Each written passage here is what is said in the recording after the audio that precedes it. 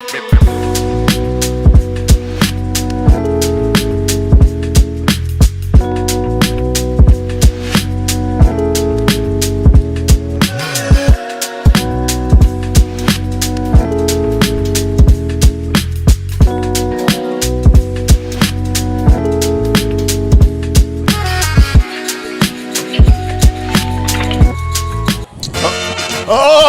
baby! That was probably my favorite show of the year. The outside one. What is everybody? Welcome to the DNVR show! Live from beautiful Stadium Swim, right outside the Circa Sportsbook and Casino. My God, is it beautiful out here. What happened, Kale? I think we're on. Don't worry about it. I think we're still going live. Look at us here, man. We got the pools in the background. We have an enormous size screen behind us. Oh, hell yeah. We're vibing. Man, I'm going to tell you something about Circa. This is a real testimonial. I am cleaning up at the tables this trip. You really are, actually. I can't believe what a run I'm having. I wish that meant that you were picking up after yourself. Not at all. Absolutely not. Although I did just learn. Emma taught me that you hit the service button. That's when they come to service your hotel. I got D-Line in the house. That's right, guys. I am in my element, a swimming pool. Yep. That's D-Line. He loves it. Over here, a guy who was just swimming around right before the show went live. It's Brendan Vogt. Little sunshine never hurt anyone, you know what I mean? Well, that's not technically true. Melanoma hurts quite a few people. In fact, this is the exact environment where it might hurt. But I'm having a great time. The lag is terrible, they say, Kel, but it looks like he's on it. And then over there, the cool one, Superstar Dev. I mean, I'm excited for this show. I am really excited for the show to end so I can enjoy these pools at Circa Stadium Swim. Right after this, man, we're going to be outside here today and tomorrow here at Stadium Swim, enjoying the beautiful. Actually, we're in the shade. I hope we stay in the shade. I'm not going to lie. They just turned the music up. And I'm not kidding, man. I'm not joking when I say this, that Circa is my favorite place to play blackjack. I like a little blackjack. That's my game. I like to play a little blackjack. It's just such a good vibe in here, man. Last night was one of our all-time blackjack sessions, I think, as a group. Gosh, we were on fire. Everyone was having fun. Just a real treat. Man, we made new friends. You're welcome, Circa. Yeah, you're welcome, Circa. Well, actually, thank you, Circa. Also, thank you, Circa, like for everything. Losing money on us over here. We got a lot to get to today. The Nuggets played their second Summer League game, and we're going to talk about, I think, the hype train. It's not quite leaving the station yet, boys. But that first whistle is like going, and it's like, hey, all aboard. Dude, I'm on. Well, it hasn't left. I'm telling you, people can get on. Today might be the last time you can hop on the Trey Alexander hype train because that boy is looking phenomenal. We're also going to talk about Julian Strawther, Jalen Pickett, a whole bunch of other things. Deron Holmes. We got a lot of topics here, but I want to start with the game. The Nuggets dropped the second game of Summer League. They're 0-2. They're playing the Toronto Raptors, who, as we mentioned yesterday, extremely tiny and on the second night of a back-to-back. And, man, they should have won this game, but they collapsed in the end of the third quarter. They gave up a 16-4 run. That was the only reason they lost. They rallied back. Julian Strawther got a shot to win it, Dev, but it was not to be. It was a very good play designed by Coach Munson. Got him an open three. Reset the stream. So we're not doing a show right now? No, we're live, but I have to reset the stream. All right, well, we'll see you in a minute, guys. Thanks, Joey. Thanks, Joey.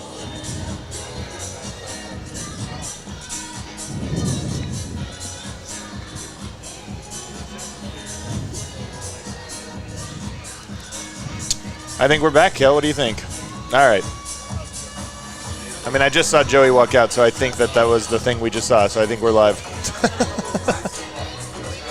All right, let's just try to get through this here. So, the game. We're going to start with the game, Dev. And they come up just a little bit short. What's your just overall takeaway of the game before we get into these players? Yeah, I'll just say that it did start out like with some promise. Like we got to see, a few players pop. The Nuggets had an early lead, and they looked like they had some momentum. So like that was a fun part of the game. They seemed to not miss.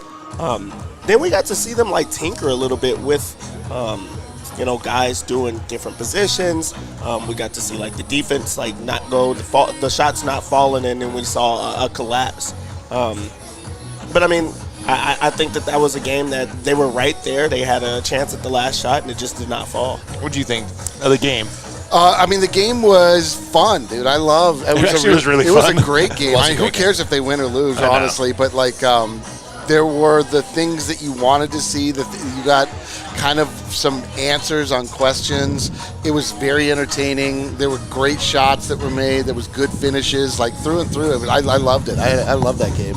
I did too. The thing about this summer league that's interesting is it feels like, last year I felt like the whole team, there were guys that were playing, you almost felt like everyone could have a night or this or that. Yeah. This year it doesn't feel that way. Nope. Kind of feels like two guys are having a really good summer league and everyone else is really struggling. And those two guys are, of course, Trey Alexander and Julian Strawther. And let's start with Julian Strawther here because he is averaging 28.5 points a game, which is kind of wild. That is he had wild. 32 points last night. He goes 6 of 12 from 3, which is extremely efficient. 10 of 21 overall, which is pretty good for a lead guard, especially at 32 points. 5 assists as well, which he was distributing a little bit. So to me, I first just evaluate this game, Dev, because I feel like this one was a lot better than the first one. The first one had its highs. Yeah, I love the fact that he's a volume shooter. Like he does not care. He came into this game with the mindset of, I'm going to score every single time. Like Vogt talked about last podcast. Before that, we talked to somebody in the front office and they said, hey, right before the game, Julian Strawther is going to take a lot of shots. He's going to be the guy that we're going to run the offense through. We're going to see how many he can score, and he's scoring really well. This one did look a little bit different. This was against guys that are on par with him, second-year players, OA and Grady Dick, and he went right at those guys. He's like, hey, I'm going to show you guys that I can score as well. And they just seem to just put him in these positions where he's able to showcase different elements of his game. We're seeing the playmaking. We're seeing him get downhill where it seems like he's falling every single play because he's trying to score and finish. And he's getting up the three-point attempts. He shot 10 6 of them. 12. Or 12 of them. 6 of 12. Yeah. That's what you want to see from a guy, especially in the second year. So I love what I've seen from Strawther. Strawther has the ability to get threes up, and that's a skill. Like I was going through later in the show, we're going to talk about guys that stood out in Summer League in years past for the Nuggets. I think it's the most threes any Nugget has taken, what he's getting. And it's the same as how he played in the regular Nuggets. I think it's underrated and underappreciated how hard it is to get threes off, but it's not hard for him. That's one skill he has. Yeah, he was impressive. He really looked like what you expect a second-year player to look like at Summer League, to 100%. fully separate themselves, to show you that they have made the leap and they are no longer playing with guys that are their contemporaries. Like now they've surpassed what it is to be a Summer League player. His game was so different this year than it was last year. You're right about the threes. Like he has a shot where he gets it. The arc is so high that he's able to sort of get it off over anybody, which is dope. And quick, and it's just it's a weird shot, right? But it's quick. Also it's also to the point where I expect every single one to go in when he lets go of it, which is incredible. But his straight line drives and his just diving, like landing on the ground. I didn't see that at all from him last year during the Nuggets season, and it's like a very different dynamic to his game that I didn't anticipate. But he finishes really well, and he's fearless. Like it's that part to me is the big one. Like somebody was arguing with me for some reason about him. I said he's on a bad ankle, and someone's like, "No, he's not." You know what it was? It's because he also had the cramp the next game. And then he clarified that was the cramp and not the ankle. Right, and so point, he has both. He was saying that he had both. Look, he rolled it in, I think, Wednesday scrimmage. Yeah, it was Wednesday scrimmage in Denver. They actually held him out of the rest of practice. And, it wasn't bad, and I don't think it's, horrible, but it clearly is affecting him. But what's crazy about it is the very first play of the game, or one of the very first plays of the game, he starts wincing. And, he came down, he jumped for a tough pass and caught it, and he comes down and he gets rid of the ball real quickly, and he, grabs it, and he kind of goes, and you're like, oh, man, is he going to even play this night? Not only does he play, he's aggressive, but aggressive in the way you're talking about. Tough. Yep. He threw his body at the paint and at the rim over 10 times in this game. And for a guy that was clearly in pain to be able to risk like that showed me something, Deb. Yeah, I think that it just shows that, he's that type of player. He's that type of scorer where he's going to do everything that he needs to. We know him as just a shooter. Yeah. That was the mindset. He's showing that it is more to his game. He's showing that he can step out and do those other type of things, and he's willing to give it all. This is Summer League. A lot of guys would have just set it down after having a good game. 2 good games, they set it down. Asked him after the game, do you plan on playing? He was like, yeah, maybe. And I know it's not up to him, but the fact that he's ready to keep playing, yep. That says something. And if you're a rookie in this league, or if you're a guy that's on the summer league roster, and you see this guy going all out, it just goes to show you like how much further you have to go as well. So, not to just show him being a leader, but it is showing like I am willing to do anything that this organization, this team needs me to do right now, and he's doing that. And here's the biggest thing, Kale, and I gave you a clip to play from him after the game. Here's the biggest difference to me. He looks like the speed of the play, and I know it's still Summer League, not quite the NBA, but it's still something. He just looks like he is reading the speed better than anyone else. And Grady Dick was on the court for the first half last night. Dude, he was terrible. But Julian looked like the speed, the physicality, all that stuff to him, like he has figured it out, and he actually talked about it after the game. Talked about finding your NBA pace, or the pace that you need to play with here. What does that mean for you? I feel like when I had first gotten to the league, everything was moving a lot faster than I anticipated, just because when you watch the game on TV, just like the average fan, you think that guys aren't playing hard, and they're playing hard. And they're moving fast, and they're strong and quick, and, it kind of, at first it'll catch you by surprise, and it's easy to get sped up, especially by a vet that knows you're a younger guy and haven't experienced much. So just being able to go through the year and kind of slow my game down, not only just physically with speed, but also mentally, just processing things and being able to see things before they happen a little bit.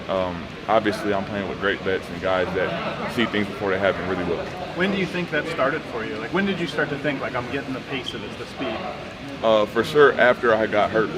After I had hurt my knee in January, I got to sit down and kind of watch some basketball for a little bit. And, Coach Malone would give me tasks on different nights. Just watch Jamal tonight. I want you to watch everything he's doing. Or whether it's a guy on another team that might have a similar archetype to me. Just kind of getting me to, think the game instead of just play it. I absolutely loved this quote. And one of the reasons I like it, Vote, obviously the thing about pacing is really cool, about just like how the speed is coming to him. I love that he said it came when he stopped playing. Like he went through a little piece of playing, then stopped, and then it became, all right, mental, let's look at this. It's almost like you reset, and then by the time you get back into the mix, you're better for it. So I just thought that was a phenomenal insight from him. And I love, to that point, asking players about that experience when they come back from injuries, because I think you can learn a lot about a pro.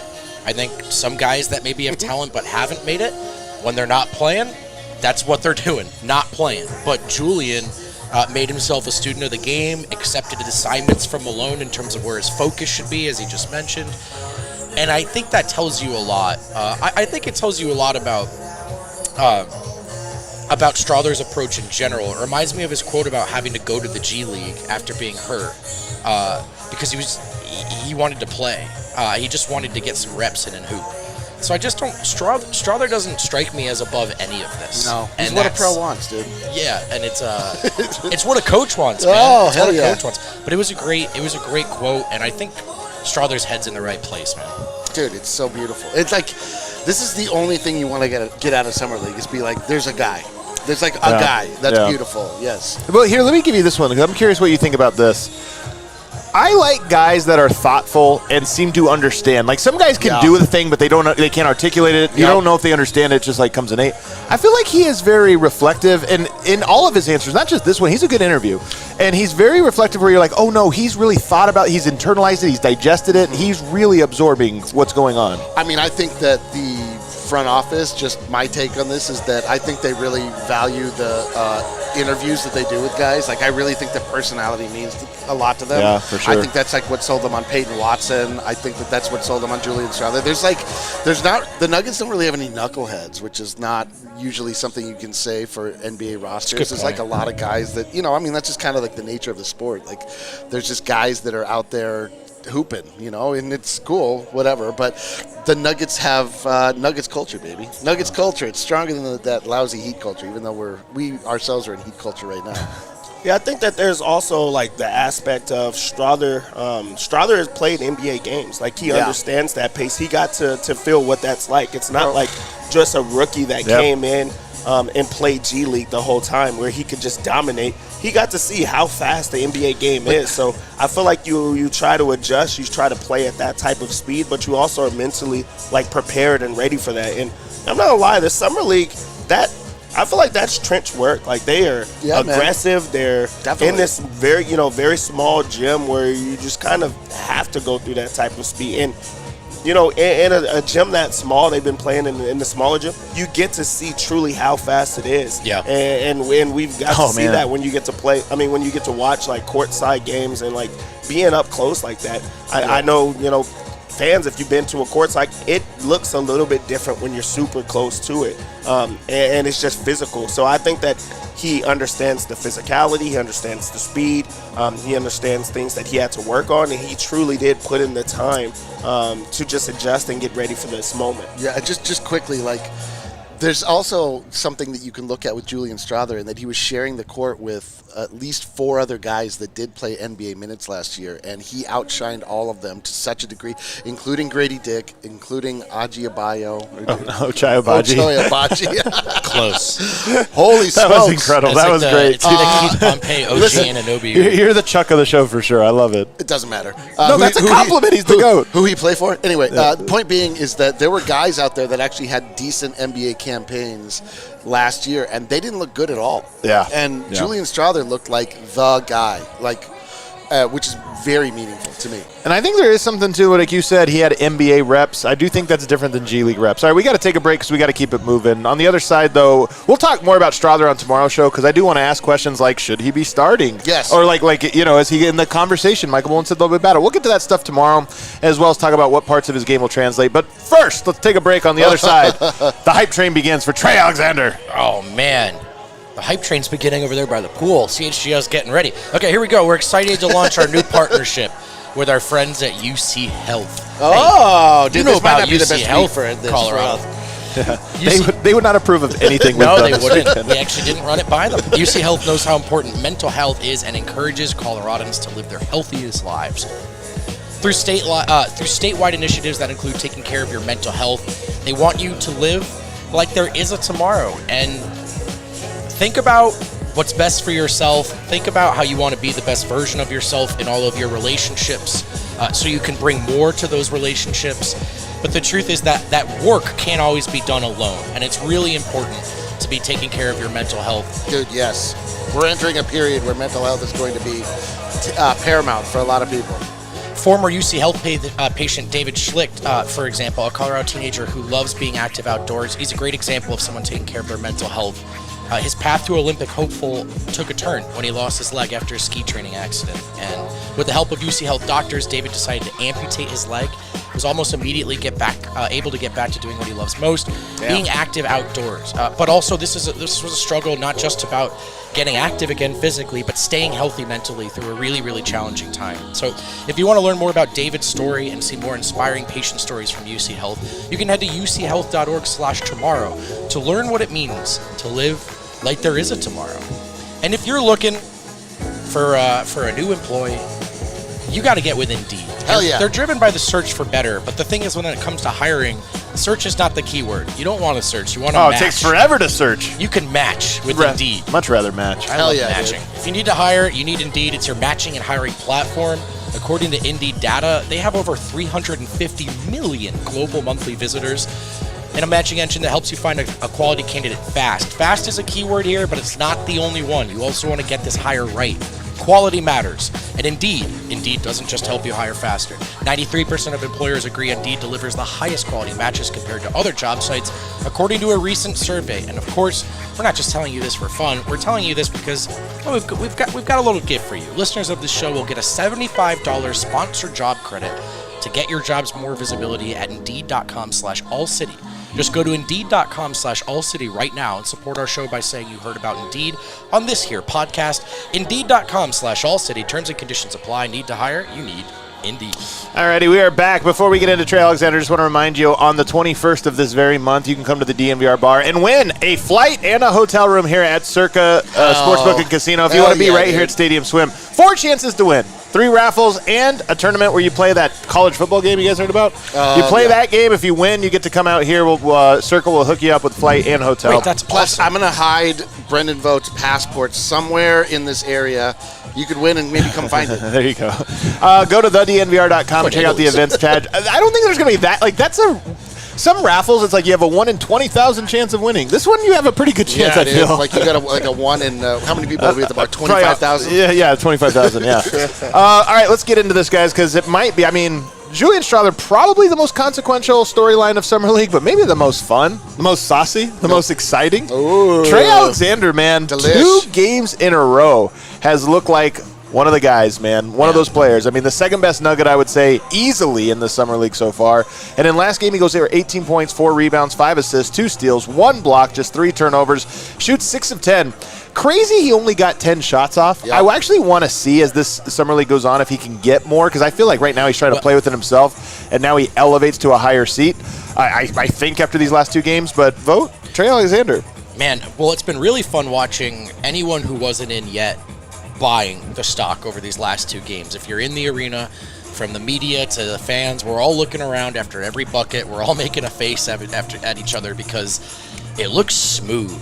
It looks like something that this kid can do at the next level. And dare I say, it almost looks like one Nugget in particular, particularly the pull-up mid-ranger when he's going downhill. He somehow is able to get up into it and kind of fade, and it's cash, and it looks a lot like Jamal Murray. And obviously, I'm not saying he as a player, the whole package is Jamal, but that one little shot, it sure does. And you watch him and you think, okay, he might have to figure some things out in terms of the playmaking, the patience. Maybe that's an uphill battle. But could he come in for a few minutes at a time and get a bucket at the next level, Dev? I'm thinking the answer is yeah.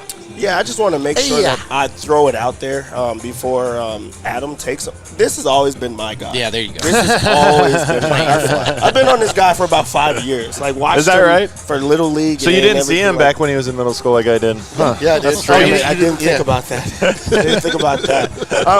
But, like, really, like, the things that even back then is he could always get a bucket. Trey Alexander has been about a bucket. And in that first game, I felt like he wanted to prove that I'm about a bucket. In this game, it was a little bit more balanced, and I think that that's what stands out and why he looked so good. It wasn't only the score in which he had his best game, scoring 18 points, efficient, but he also ran the offense, and that was the change. The first game, I felt like there was some selfish moments where he had to prove that. The second game, I'm gonna let the game come to me a bit, and I'm gonna showcase that I can score, but also I can run it a bit more. He finishes with 5 assists, scores 18 points, a part of the offense where they wanted to keep him out there the entire time. Like, you just kind of have to. And then he also showcased, a bit of the defense. He has the size, he has the length, he has the athleticism, and he's showing that it does come a little bit slow for him. Like, he is starting to learn it, and that's as a rookie. This is his second, debut game in NBA, and at this type of speed. And you just love that he's able to adapt. So, I mean, he has been like the story of Summer League right now. We already knew what to expect from Julian Strawther. We just love to see it. But Trey Alexander is a guy that's on a 2-way and a very weak draft that you're like, how did this guy go undrafted? Right. And maybe the Nuggets got a steal here. Yeah. I asked him after the game about that balance between the scoring, which I think is natural for him, and the playmaking and patience, which he had identified as something he wants to improve in, especially after Michael Malone told him, hey, maybe you can play on and off ball. And his answer, it did another thing that kind of reminded me of Jamal a little bit. He says it all just starts with his aggression. And if he's aggressive first, it opens up room to make plays for others. So again, like, this guy isn't Chris Paul, but he can get downhill. And I think if he scores enough, you're going to see him have an effect on the defense, what the floor looks like, and who he can find and where. The extra pass to Hunter for the open win 3 was nice. He had a really nice find to P.J. Hall when it looked like he was stuck. That great bounce pass threaded the needle. He's confident, man, and it's been really fun watching him work. What do you think? I mean, I'm in love. I really like his game. No, not about your fiance, about Trey Alexander. Oh, I thought we were talking about Dev. We're talking about who? Listen, man. So here's the thing: is that pretty notable? I think is that there were 2 guys that are on contracts that we were coming here to watch at Summer League, and one of them is seemingly in a competition to take over the backup 1 responsibilities for the Denver Nuggets. And both of those guys, Julian Strawther and Trey Alexander, combo guards, were running the offense with Jalen Pickett on the floor. And they both have very good handles. And they actually both remind me of Jamal in that way, too, where he came out. He was a 2 in college. Yeah. And he, was defiant in that he could play point guard. And both of these guys can play point guard. They have the handles. I mean, like, I don't think I buy it for Strawther yet. But for Trey, I mean, definitely. Either way, though, like, both of those guys are able to initiate offense, even if they are not the primary ball handler. And, that's something that I think is still a very big question mark, obviously, for the Denver Nuggets. And I really like what I saw out of him. Well, so this kind of leads us into our question, which is, like, he's been so good now that I think I'm starting to ask, like, what if he played this year? Yeah. I don't think you go into it with that plan. Like, I mean, there's nothing he'll do here that'll make you say, like, good, we found him. He's going to blow up the G League next year. But it's more like, could he... Well, hold on. But it was more like, could he become, like, get him minutes, and it's like, hey, he's pretty good, and then he has to go out of the rotation because people are healthy. But when he comes back, you're like, yeah, but we know he can do it. I kind of am there for him. But here's my thing, Dev, on Trey. I don't buy that he's a point guard, but I don't know that it necessarily matters in this way. I think he could play the 1 or the 2 for Denver, and I actually might like him more as a 2. Jamal Murray, even now, I don't think he's a point guard. He's a pick-and-roll point guard, which in the NBA is like 80% of it. But I think Trey Alexander is the same thing. He's not a point guard, but he is a pick-and-roll point guard. So I think he can play the pick-and-roll and create from that. Yeah, when you even look back at last year when Denver looked their best, it was when Reggie Jackson was playing well. And not only playing well, we know what it comes with Reggie. You score the basketball. Yeah. Can you put the ball in the basket? It's not about running the offense or anything with that second unit or, a group down the line. You want a guy that can play make, but also is going to be able to score. Trey Alexander showed that he can score, and the ball gravitates towards him. He's bringing the ball up, but he's not afraid to shoot the ball in that type of way. And you're just going to need some type of offense to get ignited, especially if you're going to be a backup to Jamal Murray and things like that. But so here's why I bring it up, though, is because the bench might stagger Jamal, and so then it's like, if he's there, you don't need a backup. Like, Pickett's not going to play that, right? Oh, he's now the shooting guard. And he might play with Russell Westbrook if that's still on and he ends up Denver. So there might be opportunity for him to be a 2. And I look at that and I go, yeah, but he could be a 2. I actually think he would be good alongside of Murray, good alongside of Westbrook. And that's where it's different, is he has a versatile entry point. That's what Malone approached him with early in practice, early in camp, if you will. That versatility essentially is his opportunity here in Denver. Yeah. And to that point, guys, bit of a different player, but he's also been sharing the floor with a point guard. So he's in summer league, so he's been having to pick and choose his spots while understanding Jalen Pickett, depending on the rotation, is going to have the ball in his hands for some of these possessions. So I've actually liked his ability to, this isn't me, now it's me. Yep. That's a hard thing to do. And I just think the turn on the aggression button, at least at this level, it is a button. It is something he controls. Yeah, but to even pull on that thread, you just talked about those stagger. Like if you have a Jamal, he's showing that he can be a backup point guard, but he also could be a shooting guard and step over. So there goes extra minutes with him. And he has the size for it too, which is important. And also, not only has he shared those times with a point guard, he's shared those times with Julian Strawther, who possibly could be right next to him. Right. We've seen Strawther take 21 shots or is just getting that shots up, and he's still able to fit in and show that I could also stand out in these type of ways as well. And that's what is going to be his niche at the next level. Is at no point are you going to say, hey, Trey Alexander, we're going to run the offense through you and you're going to be able to – but he also can step in and do those type of things. So I do think that that's a replacement for that second unit, or somebody that you can throw in there that's different from what we've seen with a Colin Gillespie, it's similar to Reggie Jackson, but a guy that can do a little bit of both. So I like that replacement.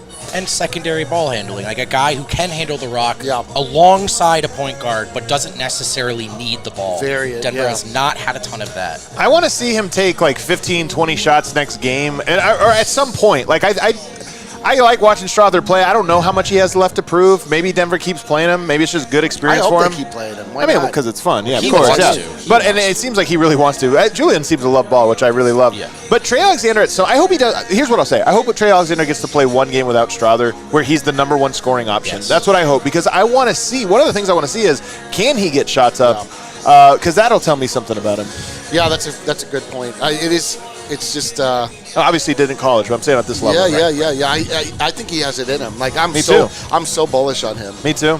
I didn't expect to be this excited about him. I'm not gonna lie. Like, I go in with everybody with a little, like, a healthy dose of optimism and skepticism. Where you're like, all right, well, I want him to be good, whatever. But Trey Alexander has far exceeded what I thought, to the point where I go, again, you don't go into the season counting on it, but I would look at it and go, he's right there on the list of guys who I hope get an opportunity. And if they get an opportunity, I'll be, like, very excited to see if it translates. He has a game that I think can expand. The length and size to me is a big part of this. Is you don't look at it and say, yeah, he's good, but there's question marks. You look at it and go, the question marks are going to be skill. Mm-hmm. Can he add some physicality to his game, the pacing? But he looks like a guy that should be able to add those things. So I'm all aboard. Everybody all aboard? All aboard! Are you sold? Are you sold, Dev? Yes, I'm sold. You guys are in it. You sold? So I even want to go back to how you opened. All right, I agree it wouldn't be the best plan A. But also, man, if they don't get Russ at this point, plan A is what, Jalen Pickett? No, I mean, we'll talk about that here in a second. That's what I'm saying. Yeah. So, like, it's not off the table that Trey Alexander has to help. You can't do that to Trey Alexander, though. I agree. They may be doing that to Trey Alexander. I'm so pleased that you guys are in on my guy. You were so early on him, man. Unlike Dev, who just woke up today and said, I'm in on him. Dev wakes up in sees him in high school? Like, come on, dude. Let's take a break on the other side. We got the good out of the way. Let's talk about the bad on the other side. Stay tuned. Let's talk about the good again, actually, because I want to talk about Toyota. Ooh. Man, are they good. The official vehicle of DNVR. That's us. We're taking all variety of rideshare, taxis. Every time he pulls up and it's a Toyota, smile across my face. I'm like, wow, it's gonna be a nice ride. A nice ride, a safe ride, a vibey ride. Hey, if you're out in Colorado, you might need a truck. You might just need something with available all-wheel drive. Whether you're conquering off-road trails or hauling the way to the world, you got to get with Toyota. They got the great trucks you know about, like the 2024 Tacoma, the return of the iconic 2024 Land Cruiser. Dude. And then, all told, Toyota offers 17 models with available all-wheel drive or four-wheel drive, like the Epic 4Runner. They also currently offer more low and zero-emission vehicles combined than any other automaker to give customers numerous choices to reduce their carbon footprint. 16 different hybrid vehicles to choose from. 16 hybrid vehicles? In truth, 16 total. That if you buy one, there's only 15. Right? No, like 16 different kinds. What? Yeah, there are more than 16 available. So no matter what kind of Coloradan you are, there's a good chance there's a Toyota for you. Toyota SUVs take command on the road and on the trail. You can even explore the less traveled without sacrificing smooth city rides in SUVs like the RAV4, the Grand Highlander. Do yourself a favor, visit your Front Range Toyota stores at a location near you. That includes AutoNation Toyota, Arapahoe and Centennial, Corwin Toyota in Boulder, Groove Toyota in Littleton, Mountain States Toyota in Denver, Stevenson Toyota East in Aurora, Stevenson Toyota West in Lakewood. Remember, Toyota is a proud partner of the Denver Nuggets and the official vehicle of DNVR. Listen, when we get back to Colorado, I'm firing up the Bet365 app. For what? I don't know yet. I just know I have a lot. I'm going to bet on Trey Alexander. I don't even know what. What? Rookie of the year? That's not even listed. But look, who knows? Because at Bet365, they don't do ordinary. They believe every sport should be epic. Right now, new customers can choose between two offers when they open an account at Bet365. Use the code DNVR365 to sign up. Deposit $10, you get two choices: a bet and get offer, place a bet of $5 or more and get $150 in bonus bets, or a first bet safety net offer, place a bet up to $1,000. And if you're qualifying bet losers, you receive a matched refund in bonus bets. How neat is that? Must be 21 or older, physically located in Colorado. Please gamble responsibly. If you or someone you know has a gambling problem and wants help, call or text 1-800-GAMBLER. You know who's got a gambling problem? The blackjack tables here at Circa. Man, they do. They got a real gambling problem. They really do. All right, let's get into the bad. We've had some optimism and hope here. Let's now talk about the bad, which is, of course, my guy, Jalen Pickett. Absolutely atrocious in Game 2. He was bad in Game 1. Game 2 was a little bit worse even. He had 4 nice assists that came off of interesting plays. Some of the stuff I still like. 1 point. Dude, he scored the first point of the game. That was it? That was the first point? Yes. That's right, a free throw. He went 1 for 2.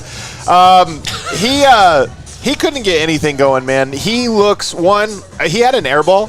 He had another one that hit the left side. His confidence looks rattled. His speed is nowhere to be found. He can't get around guys. And honestly, I almost feel like as that game progressed, the team collectively went away from him. He did make some big plays down the stretch just as like a connector. Sure. But not, it was almost like, all right, it's winning time. Go into the corner.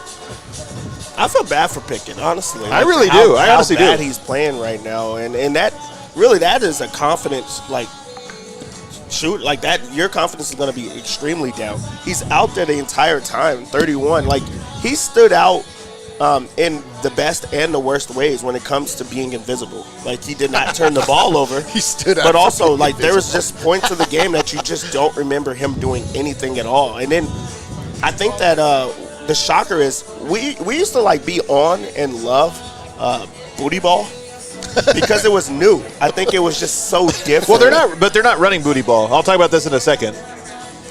In a way, I mean, the booty ball is like him just backing guys down from half court. Like, no one's going for that. Like, these guys are bigger than you. They're faster than you, and they're going to catch up after you make your move. So, Jalen Pickett's not shooting the ball well. He's not creating off of the dribble. He's not getting into the strengths of him. And it's hard to do that in a modern day where the ball is not in your hand every single time. And I think that that's what it is. Like, I think that he's adapting to not all the time are you going to be a point guard. And it seems like he's like one of those traditional point guards that it's like, I want the ball in my hands and I can make things happen. But when the ball is not in my hand, how do I stay connected? How do I stay involved? And we've seen that in various ways. Like, you just talk about Michael Porter Jr. There's like those times that it's like, okay, if I'm not shooting, what am I doing? I feel like Jalen Pickett has that at all times that the ball is not in his hands. And now you smack your lips when you see him back a guy down. So this is a horrible experience for him right now. I think he's done, honestly. Like, I just think it's over. I don't even think there's anything that could happen in the next couple games. I feel like we've watched a man's confidence melt away. Because he's better than this. Not saying he was good enough to make it or whatever. Oh, he airballed one that was like, I mean, it was Paul George-esque airball. Right, Yeah, like it's so important to far remember his career at Penn State went pretty well. The guy can hoop, but it doesn't look like it right now. And if it's not coming together in year 2 of He Summer even League, shot well in the G League, you know, like. Right. So this is just watching him, and almost every shot feels like you can feel the indecision. So yeah, man, I think that's been the toughest part, and he's tried to stay engaged. He's actually been vocal out there, I thought, and he's tried to stay engaged from the bench. But he's actually super vocal. I mean, that part of the game, you can hear telling it down people there. where to go and stuff, you know. But the disappointment and the melting confidence is almost palpable from where we've been sitting, and it's been tough to watch. Yeah, like for me, like I'm not going to belabor the point of like what's not working, but the thing about a guy like Jalen Pickett, he's such an anomaly. He's like such an anomalous kind of player that if you want him to be meaningfully utilized in your offense, you have to like structure it around 100%. him. And he's not showing that he has enough upside in this league to warrant that. You like can't structure your entire offense around him because it's not effective to this point. Even though, as Dev brought up yesterday, very aptly, very deftly, I think, is that like this is not an environment for a game like Jalen Pickett's to be able to shine because it is such a hooper's paradise, and he's such a fundamental kind of player. But man, listen, like this is why, I mean, Summer League's dumb, but it's also telling, and there are guys you can't get a lot from Summer League, but you can just see who are the one or two guys and who like isn't there. And unfortunately for Pickett at this point, he's just not there yet, and it's not getting better. Just to go back to the exact point that you just made, like really, I think that is where it's hard for him and also like for fans and everyone else is there are settings where Jalen Pickett will probably be great. Like if he's running an offense where they're calling plays and they know he showed that he's not turning the ball over despite being out there for 31 minutes. Totally. And some people don't. He just can't get by anyone. So like if you let's just go open gym setting. If you put Bones in an open gym setting, he's gonna score 65. Oh. I've just been watching all these videos online of like Klay Thompson in an open gym.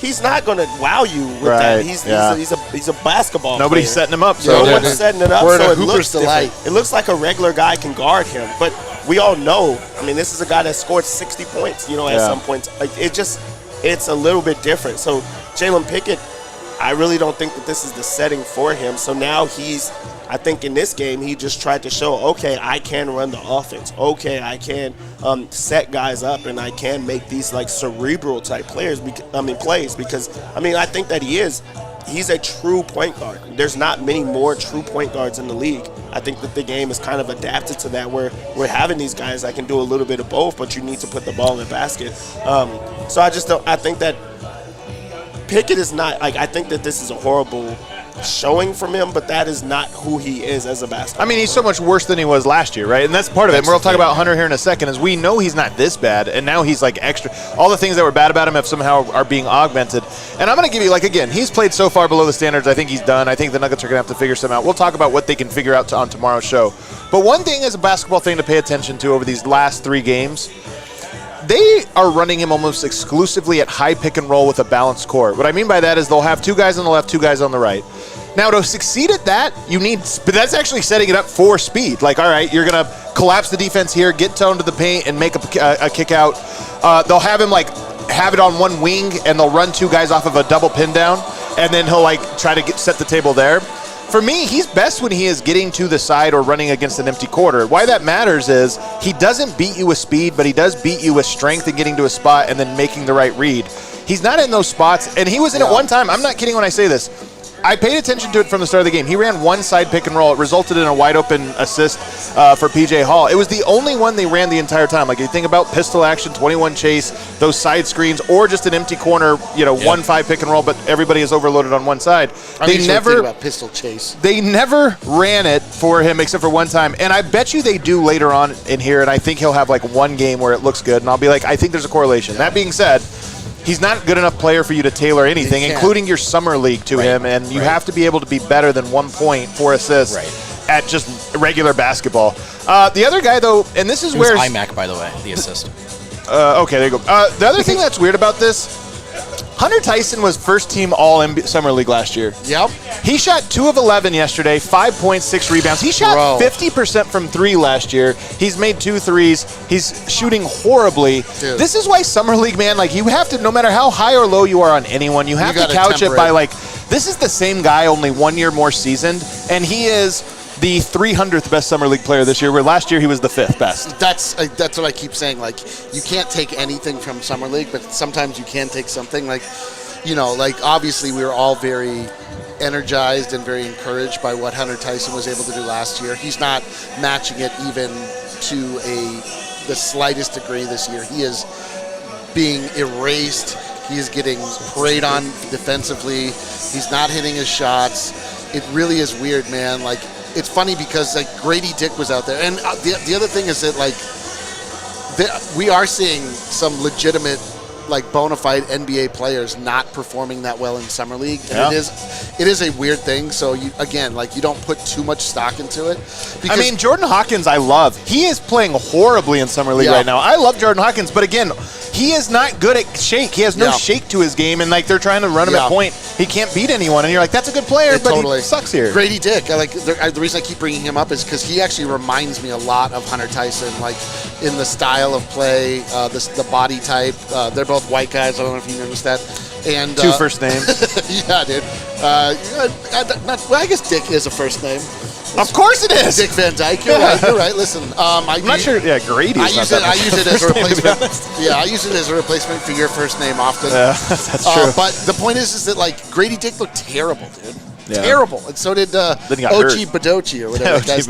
Close. Getting close. You're actually getting further. But Dev, what do you make of this with Hunter Tyson being this bad? How can it happen? I think it's more so of coming in with too high of expectations. Like, I really think that he's playing himself out of, like, his strengths. Like, he's kind of playing into his weaknesses. Like, I think last year he was kind of a madman. He really did play like a madman, and in talking to him, he doesn't want to be that, and I think that that's wild. But you're starting to see that. I feel like he thinks that he has a more polished game than what's actually there. Like, his nickname was the Monroe Menace? Yeah. He has not been a menace. Like, he's not diving on the ball. He's not out there trying to be aggressive defensively. He is getting into it with guys, though, but I feel like it's almost more out of frustration. It's frustration, like one of those. But, like, right now we're seeing him try to expand his game and show, like, I can score. Yeah. I can shoot. I can get to these spots, and then they're not getting there, and now it's really frustration play. So I think that he should just play. Just let it come to him. Go set a hard screen. Go and, be crazy on defense. Go grab every single board that comes your way, and just show, like, I can bring some energy. Hunter Tyson's never going to be a starter. You're going to be a backup guy that you need to come in and be able to affect the game in different ways. That's what energy. That's what playing hard the entire time. And I don't think that it's lackadaisical or anything. I don't think that he's not playing hard. But I think that there's just a different type of element that you have to tap into that he's not right now, because he wants to show, I can score, I can pass, I can play make.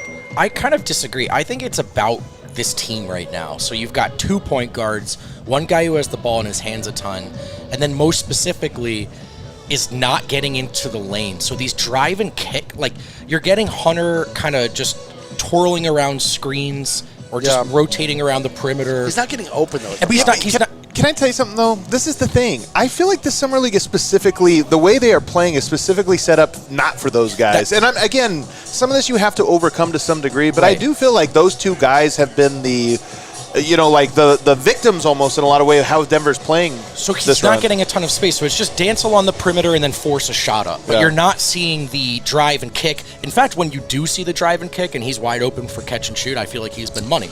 And then the last layer of this is this year it is very clearly and inarguably been Julian Strawther's team. So that's what I mean. The game is tailored to him. And then obviously with these high pick and rolls. So don't get me wrong. Hunter hasn't been good. But I think some of this is, as opposed to last year, the juxtaposition, I think some of it is a function of the offense. Lastly, D-line, before I kick it to you, I think he's been really bad defensively, too. Terrible. That's the part that's scariest. Yeah, I mean, I'm just saying, like, to your point, like, the offense, in the first game, all perimeter, no one getting any penetration. This last game was all drive but no kick. It was Julian Strawther driving to the lane, crashing into the floor, getting the shot up, which was effective, but it just wasn't. It wasn't tailored to the skill set of old Honey, of the Hunt Dog, of a friend of the show here about talking about who has stood out and who has not, and the ghosts of Summer League past. You may have noticed we're doing this show outside. We're doing this show on location. We're doing this show from the great Stadium Swim at Circus Sportsbook in Las Vegas, Nevada, baby. Did I see my sunscreen? All right, Circa Resort and Casino, in Las Vegas, Nevada. And Saul looks for his sunscreen. Because the truth about Vegas is that it gets very hot, it gets very sunny, and one of the great places to kick it when it's sunny is a swimming pool. I'm going in that pool as soon as we're done here. Maybe before we're done. You can be done at any point. There's a 4,000. I got one more point. 4,000 person capacity pool down there. We've actually got our own pool here because we're cabana living, baby. And a giant screen where we're going to watch some sports. I'm creating my own wet space over here also. Yeah, tons of wet space. We had a great time at the casino last night, as Adam mentioned earlier. We didn't even need to go out and hit the strip. We had a casino at the headquarters.